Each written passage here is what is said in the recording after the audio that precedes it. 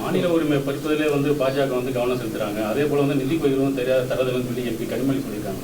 ஆனால் கனிமொழி அக்கா அவர்கள் ஒரு மூத்த எம்பி, பலமுறை நாடாளுமன்றத்தில் இருந்திருக்கிறாங்க, பலமுறை பாராளுமன்றத்தில் பேசுகிறாங்க. அவர்களுக்கும் தெரியும் நிதி பகிர்வு தமிழகத்திற்கு சரியாக கொடுக்கல அப்படின்னா எந்த ஆதாரத்தின் அடிப்படையில் பேசுகிறாங்கன்னா, ஒரு ஃபினான்ஸ் கமிஷன் அதை பிரசிடென்ட் ஆஃப் இந்தியா போடுறாங்க, ஜனாதிபதி. இப்போ புது ஃபினான்ஸ் கமிஷன் போட்டிருக்கிறாங்க, சமீபத்தில் பிரதமரை சந்திச்சிருக்கிறாங்க, நீங்கள் பார்த்தீங்க. அவங்க எல்லா மாநிலத்துக்கும் டூர் பண்ணுறாங்க, ஃபினான்ஸ் செக்ரட்டரி எல்லாம் பார்க்குறாங்க மாநிலத்தில். அதன் பிறகு ஒரு ஃபார்முலா அப்ரோச்சை கொண்டு வர்றாங்க. அதை ஜனாதிபதி ஏற்றுக்கிறாங்க, அதை மத்திய அரசு ஏற்றுக்கிறாங்க. அந்த ஃபார்முலா படி தான் இத்தனை காலமாக நிதி பகிர்வு நடந்து கொண்டிருக்கிறது. இது காலங்காலமாக யூபிஎல்லும் சரி, என்டிஎல்லையும் சரி. எனவே கனிமொழி அவர்கள் புதிதாக எண்ணம் குற்றம் சாட்டியிருக்கின்றார்கள். குறிப்பாக இப்போ இருக்கக்கூடிய காலகட்டத்தில் இன்றைக்கி நீங்கள் பார்த்தீங்கன்னா தான் பெர்ஃபார்மன்ஸுக்கு என்டிஏ நாம் 10 வருஷத்தில் தான் ஃபினான்ஸ் கமிஷனில் பெர்ஃபார்மன்ஸ்க்கு இன்சென்டிவ் கொடுக்குறோம். இதுக்கு முன்னாடி பெர்ஃபார்மன்ஸ்க்கு இன்சென்டிவே இல்லை. மக்கள் தொகைக்கு அதிகமாக முக்கியத்துவம் இருந்ததையும் மாற்றிருக்கோம்.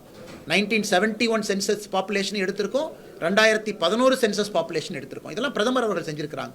32% இருந்த நிதி பகிர்வு என்பது 42 விழுக்காடு. நம்முடைய மோடி அவர்கள் வந்த பிறகு தான் 10 ஆண்டுகளில் 42 விழுக்காடாக உயர்த்தியிருக்கிறாங்க. இது கனிமொழி அவர்களுக்கு தெரியும், தெரிஞ்சும் ஏன் போய் சொல்கிறாங்க? அடுத்து தமிழகத்தை வேண்டும் என்றே எங்கே வஞ்சிச்சாங்க. இன்றைக்கி மெட்ரோவை பற்றி நம்ம பத்திரிகை நண்பர்கள், மூத்த நண்பர்கள் சொல்கிறேன். உங்களுக்கு தெரிஞ்சது தாங்கண்ணா, இந்தியாவில் நடைபெற்ற மெட்ரோவுக்கு மிக அதிகமாக நிதி கொடுத்த ஒரு மெட்ரோ சென்னை மெட்ரோ. பெங்களூருக்கு அவ்வளோ நிதி கொடுக்கல. வேறு எந்த மெட்ரோவுக்கும் கொடுக்கப்படாத நிதி ஃபேஸ் 2 சென்னை மெட்ரோவுக்கு மத்திய அரசு கொடுத்துருக்குறாங்க. அதையும் மனோகர்லால் கட்டர் அவர்கள் வெளிப்படையாக சொல்லியிருக்கிறாங்க. இந்தியாவில் அதிகப்படியாக ஒரு ஃபேஸுக்கு நாங்கள் ஒதுக்கிய பணம் சென்னை மெட்ரோ ஃபேஸ் 2.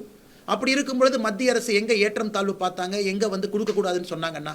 அதனால் அரசியலுக்காக கனிமொழி அவர்கள் தன்னுடைய தம்பி முதலமைச்சர் ஸ்டாலின் அவர்கள் 4 ஆண்டு காலமாக என்ன பண்ணி செஞ்சாங்கன்னு அவங்களால சொல்ல முடியல.